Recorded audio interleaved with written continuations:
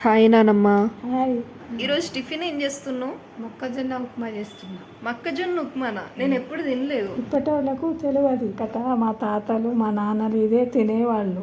చిన్నప్పుడు ఇదే తిని బడికి పోయేవాళ్ళం, అందుకే మాకు బాగా ఇష్టం. ఈ మొక్కజొన్న ఉప్మా చేయడానికి నువ్వు రెడీయా నానమ్మ? Okay, ready. ఎంచితే ఉప్మా బాగుంటుంది.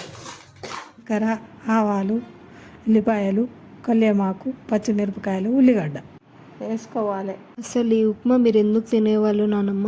మా శరీరానికి బలం. అయితే అందరం తినాల్సిందే అనమాట. మా చిన్నప్పుడు పెరట్లకు పోయి కంకులు ఇరుచుకొని కాల్చుకొని తినేవాళ్ళం. ఇప్పుడు అవన్నీ లేవు. అవును నానమ్మ. 2.5 గిలాసాలు నీళ్లు పోసేసిన. ఎసరు మసులుతుంది కాబట్టి రవ్వ పోసిన. స్మెల్ మాత్రం బాగా వస్తుంది. అయిపోయిందా నానమ్మ ఉప్మా? ఉప్మా రెడీ అయింది, టేస్ట్ చూసి చెప్పు. ఈ మొక్కజొన్న ఉప్మా మాత్రం వేరే లెవెల్ ఉంది నానమ్మ.